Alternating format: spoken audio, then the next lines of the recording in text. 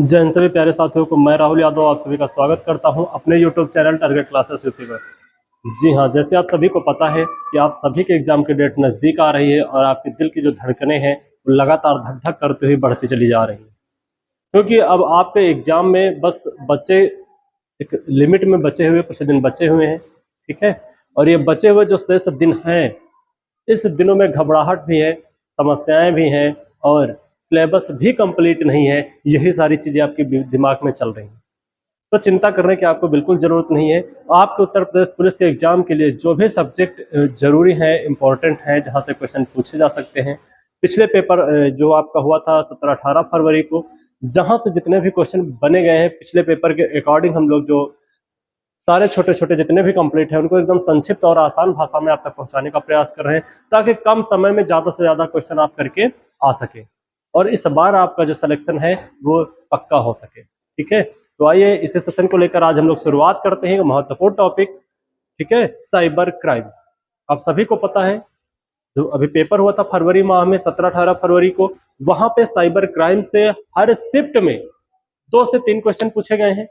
तो एक महत्वपूर्ण टॉपिक है पुलिस वालों के लिए, क्योंकि आप सब भावी पुलिस वाले हो और भावी पुलिस वालों को साइबर क्राइम का थोड़ा सा ज्ञान होना चाहिए। क्या होता है साइबर क्राइम, ठीक है, या फिर साइबर क्राइम पे हम कैसे रोक लगा सकते हैं, तभी तो एक अच्छे पुलिस वाले आप बन पाएंगे। ठीक है, तो आइए शुरुआत करते हैं और इस वीडियो के अंत तक जरूर बने रहिए। ठीक है, क्योंकि आपका अगर इस वीडियो में थोड़ा सा भी कट करके या इधर उधर गए तो ये मान के चलो कि ये अपने साथ खिलवाड़ कर हो, अपने साथ नुकसान कर।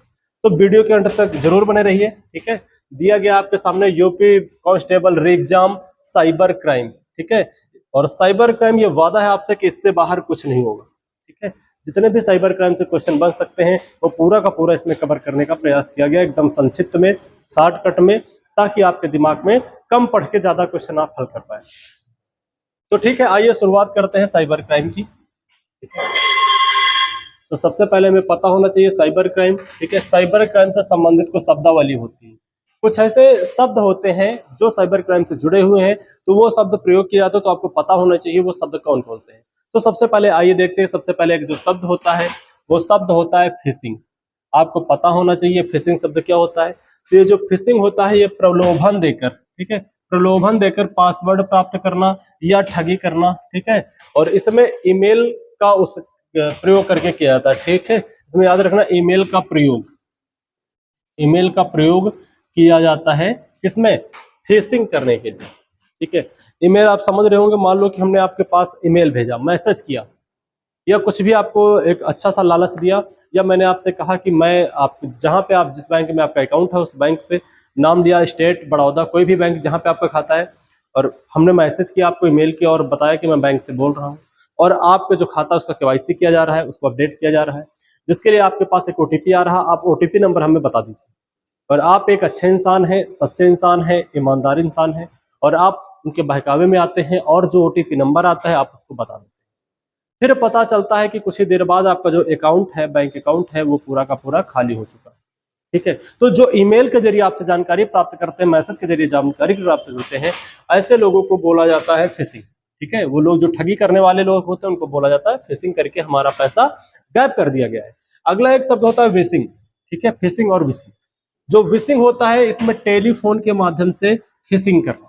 ठीक है, फिशिंग का मतलब फंसाना, ठीक है, ठगना। तो यहाँ पर कहा गया विशिंग टेलीफोन के माध्यम से। अभी आपने क्या पढ़ा है विशिंग में, जो फिशिंग था, फिशिंग में जो था वो मैसेज के जरिए, ईमेल के जरिए, और जो फिशिंग ये विशिंग है, और इस विशिंग में फोन करके आपको डायरेक्ट फोन किया गया और फोन करके आपको जानकारी दी गई कि हम यहाँ से बोल रहे हैं, वो है आपका केबीसी में सिलेक्शन हो गया, कौन बनेगा करोड़पति, या फिर बहुत सारे मैसेज आते होंगे आपके व्हाट्सअप नंबर पे कि आपका जो व्हाट्सअप नंबर है ये लकी ड्रा के लिए जो है चुना गया है, और ऐसे ऐसे करके इसके लिए आपको एक पासवर्ड भेजा जा रहा है, ओटीपी भेजी जा रही है, वो आपको जानकारी। तो फोन करके जो काम किए जाते हैं, जो फोन करके काम किए जाते हैं उनको विशिंग कहा जाता है, और ये टेलीफोन के माध्यम से इसको जो है साजिश रची जाती है और अंजाम तक पहुंचा जाता है। अगला एक शब्द आपका होता है साइबर बुलिंग। ठीक है, तो साइबर बुलिंग कौन सा शब्द होता है इसको आपको देखना है। ठीक है, साइबर बुलिंग क्या होता है, सोशल साइट पर अभद्र टिप्पणी करना।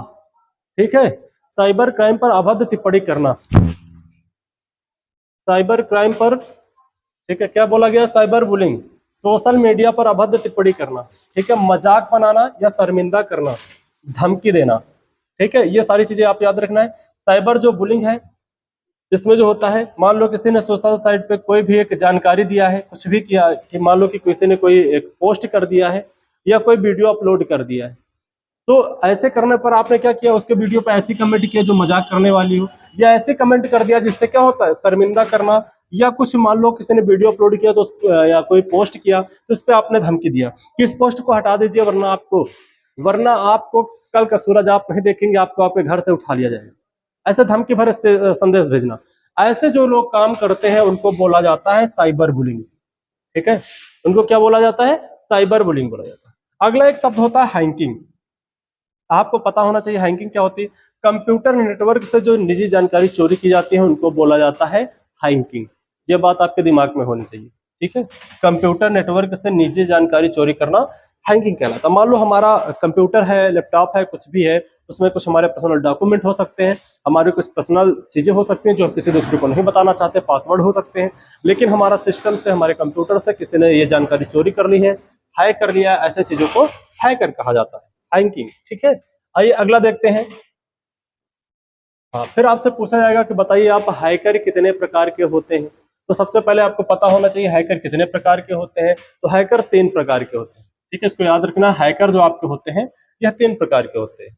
जो पहला हैकर होता है इसे ब्लैक हैट हैकर कहा जाता है, फिर दूसरे जो होते हैं व्हाइट हैट हैकर कहा जाता है, और जो तीसरे होते हैं इनको ग्रे हैट हैकर कहा जाता है, ठीक है। तो ये कौन से होते हैं, आइए जानते हैं एक एक करके कि ये कौन कौन से हैकर होते हैं। तो जो आपका है ब्लैक हैट हैकर, तो जो ब्लैक हैट हैकर होता है यह पैसों के लिए इलीगल, गैर कानूनी काम करते हैं, ठीक है।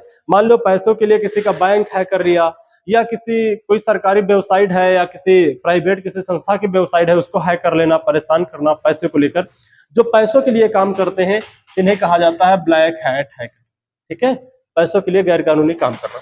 अगला एक होता है व्हाइट हैट हैकर। जो आपका व्हाइट हैट हैकर होता है यह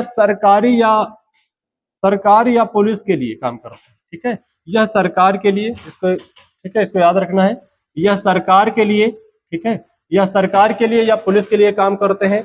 यह इलीगल होता है, ठीक है, यह इलीगल होता है। इलीगल समझ रहे हो, लीगल होता है, इलीगल नहीं होता, ये लीगल होता है, ठीक है, इसको याद रखना है। ये क्या होता है, ये लीगल होता है, ये लीगल होता है, इसको याद रखना है। सब व्हाइट हैकर जैसे कि आप ये समझ सकते हो, मान लो आपका फोन खो गया है और आपने वो नंबर आपने क्या किया, थाने में एफआईआर कर दिया कि हमारा फोन छीन लिया गया है या खो गया है, तो उसको फिर वो लोग सर्विलांस में लगाते हैं। सर्विलांस के माध्यम से आपके फोन की लोकेशन या जो भी है ट्रैक करना कि कहाँ पर फोन है या कैसे कौन चला रहा है, ये सारी चीजें, तो उसमें कोई ना कोई काम करता है उसके लिए। तो उन लोगों है तो एक प्रकार के हैकर ही, क्योंकि आपका फोन हैक करने जा रहे हैं कि कहाँ पर आपकी लोकेशन, लेकिन वो एक आपके फोन मिलने के लिए काम करते हैं, सरकार के लिए, पुलिस के लिए, अच्छे काम के लिए करते हैं ताकि आपका फोन मिल सके, इसीलिए उन्हें व्हाइट हैकर कहा जाता है। या फिर कोई मुजरिम है या कोई ये कह सकते हैं क्रिमिनल है, उसका पता लगाने के लिए, लोकेशन का पता लगाने के लिए, तो फिर वो लोग जो काम करते हैं उन लोगों को व्हाइट हैकर कहा जाता है। तो बस इतना आपको याद रखना है कि व्हाइट हैकर वो लोग होते हैं जो सरकार के लिए या पुलिस के लिए काम करते हैं। होते तो हैकर हैं लेकिन व्हाइट हैकर होते हैं तो देश के हित में काम करते हैं।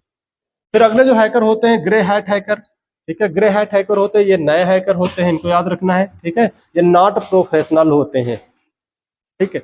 नए हैकर या नॉट प्रोफेशनल का मतलब होता है कि छोटे छोटे जो हैकिंग करते हैं, जैसा किसी का व्हाट्सएप हैक कर लिया, किसी का फेसबुक हैक कर लिया या किसी का इंस्टाग्राम हैक कर लिया, बस इनकी क्षमता यही तक होती है, इसीलिए इनको ग्रे हैकर कहा जाता है। बस इतना आपको याद है, ठीक है। तो तीनों प्रकार के हैकर जो है आपके समझ में आ गए होंगे। पहला ब्लैक हैट हैकर पैसों के लिए, व्हाइट हैकर जो सरकार के लिए, और ग्रे हैकर जो छोटे छोटे हैकर होते हैं, यानी व्हाट्सएप इंस्टाग्राम वाले हैकर जो किसी की आईडी ईमेल आईडी वगैरह हैक करते हैं। अगला दिया गया हुआ है आपको स्पोकिंग। एक शब्द होता है स्पोकिंग, तो आपको पता होना चाहिए मेरे भाई स्पोकिंग क्या होता है। कोई और व्यक्ति होने का दिखावा करना, ठीक है, और जानकारी हासिल करने के लिए डाटा चोरी करना, पैसा चुराना, ठीक है, कोई और व्यक्ति होने का दिखावा करना। पहले इसको समझो। मान लीजिए कि कोई व्यक्ति है जो हमारा ईमेल आईडी या हमारे फोटो लगा के, हमारी ईमेल आईडी बना के, नई ईमेल आईडी, और वो अपना इंस्टाग्राम चला रहा है, और फिर उस इंस्टाग्राम के जरिए किसी से पैसे मांग रहा है या कुछ भी कर रहा है, किसी को मैसेज, तो लोगों को तो यह पता है कि हमारी आईडी है, लेकिन हमारी आईडी कोई दूसरा चला रहा है, फर्जी आईडी बना। तो ऐसे लोग जो होते हैं ये सब स्पूकिंग कहलाते हैं, और स्पूकिंग के जरिए उनको सजा का प्रावधान भी दिया गया है। ठीक है। स्पैम ईमेल, ठीक है, स्पैम जो ईमेल होते हैं ये अवांछित संदेश या अनवांटेड ब्लैक ईमेल होते हैं, इनको याद रखना। ईमेल जो, ठीक है, ब्लैकिंग करते हैं। अगला दिया गया साइबर स्टॉकिंग। एक शब्द आपका होता है साइबर स्टॉकिंग। जो साइबर स्टॉकिंग होता है या किसी व्यक्ति की गतिविधियों पर नजर रखना, इसको याद रखना, बहुत ही महत्वपूर्ण क्वेश्चन है। किसी भी व्यक्ति की गतिविधियों पर नजर रखना और प्राप्त सूचना के आधार पर मानसिक उत्पीड़न करना। ये बात आप लोग समझना। पहले तो आपकी जो है कहा गया है किसी व्यक्ति की गतिविधियों पर नजर रखना।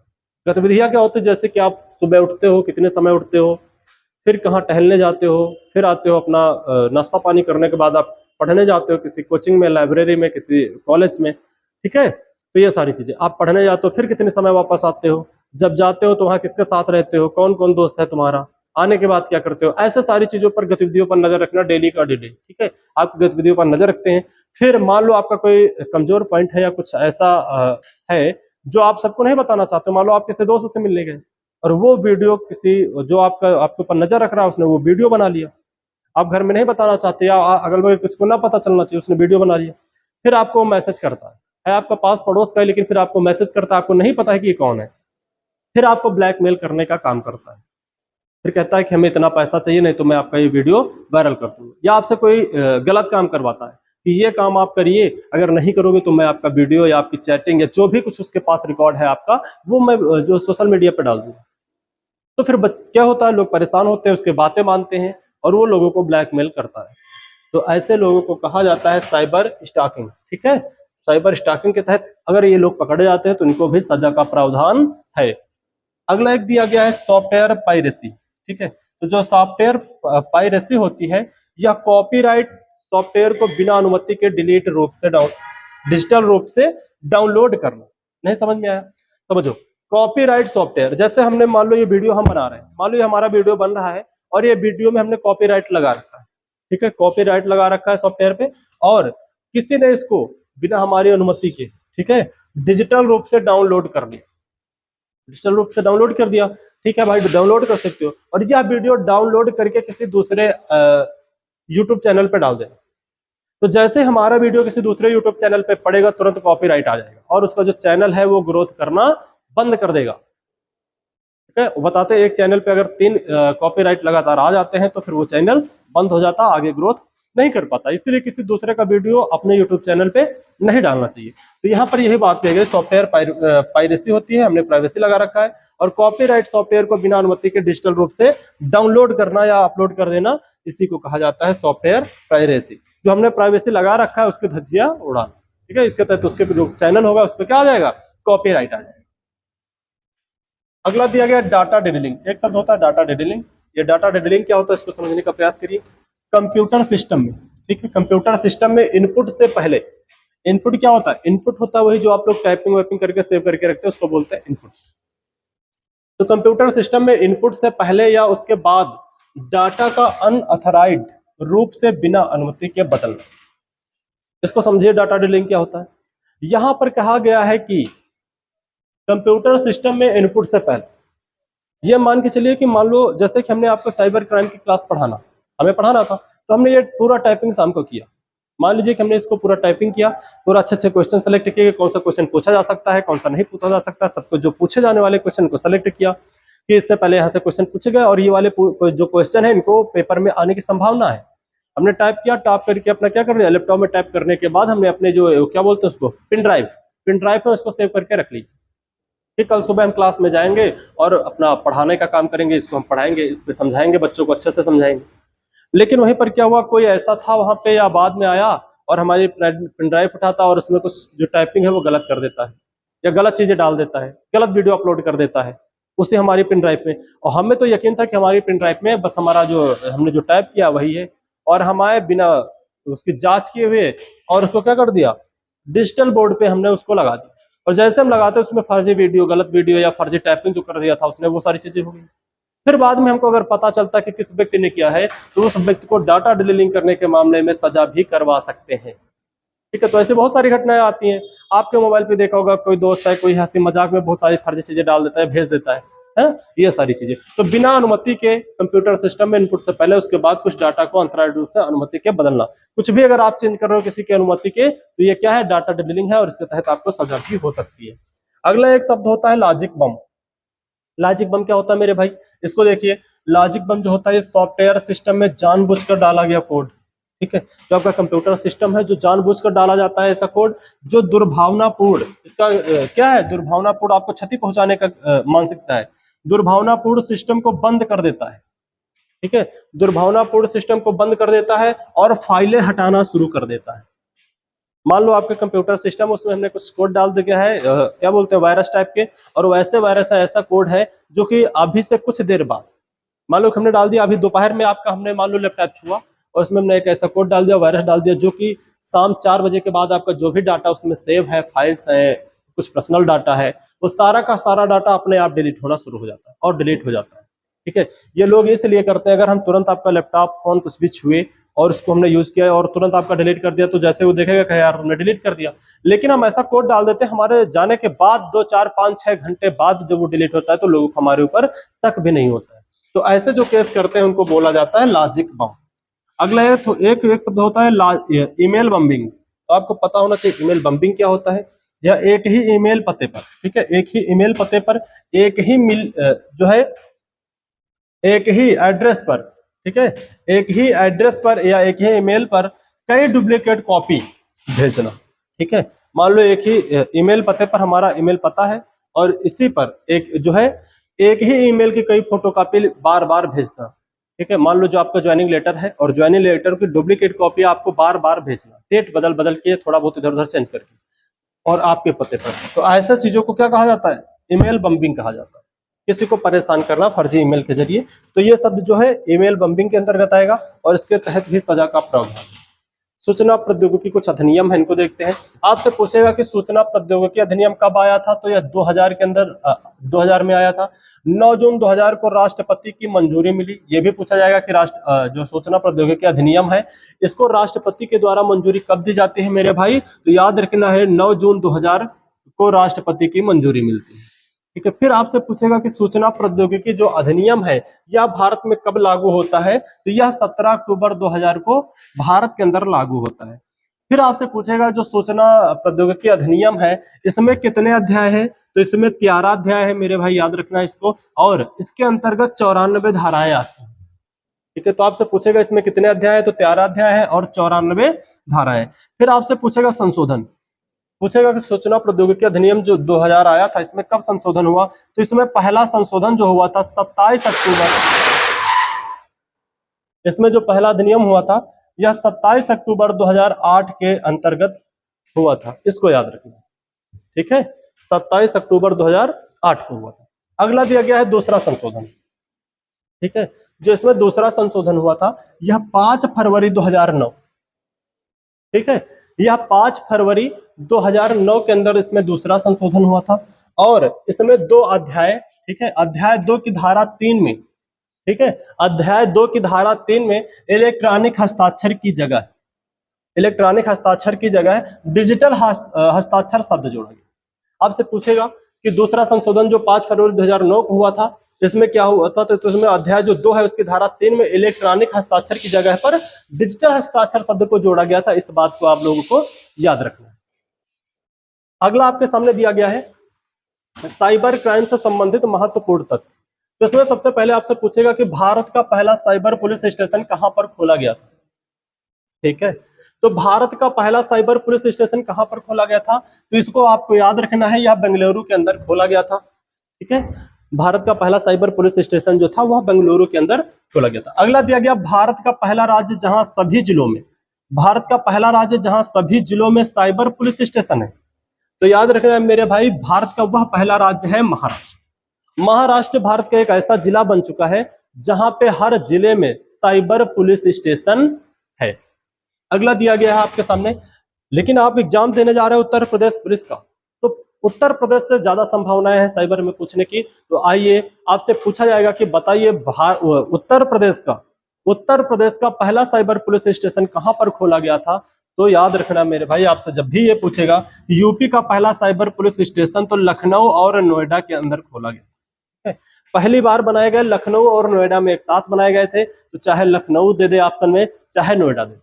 तो आपको याद रखना है कि उत्तर प्रदेश में पहला साइबर पुलिस स्टेशन जो था वो लखनऊ और नोएडा के अंदर खोले गए थे। फिर पूछेगा यूपी के, इसको याद रखना, अभी नई स्कीम है, यूपी के 57 जिलों में साइबर क्राइम थाने का शुभारंभ की अधिसूचना जारी की गई है। ये कहा गया है कि हाल ही में ये कहा गया है कि उत्तर प्रदेश के 57 जिलों में जल्द ही साइबर क्राइम स्टेशन खोले जाएंगे, तो जल्द ही वो देखने को आपको मिलेंगे। या फिर पूछेगा आपसे कि बताइए, ठीक है, आपसे पूछेगा यूपी का जो साइबर क्राइम का जो हेडक्वार्टर है वो कहाँ पर है, तो यूपी का साइबर क्राइम का जो हेडक्वार्टर है वह लखनऊ के अंदर देखने को मिलता है, इसको याद रखना है। या फिर आपसे ये पूछेगा कि बताइए उत्तर प्रदेश के वर्तमान में कितने जिले हैं जहां पर साइबर पुलिस स्टेशन खोले जा चुके हैं, ठीक है, खुल चुके हैं और काम चालू है। तो वो यूपी के कुल साइबर स्टेशन जो है वो 18 साइबर स्टेशन है जहां पर जो है साइबर पुलिस स्टेशन खोले जा चुके हैं और यहाँ पर काम भी चालू है। अगला है साइबर अपराध की सर्वाधिक दर किस राज्य में है, तो साइबर अपराध की जो सर्वाधिक दर है वह तेलंगाना के अंदर है। सबसे अधिक जो है साइबर क्राइम के मामले यहीं पर देखने को मिलते हैं।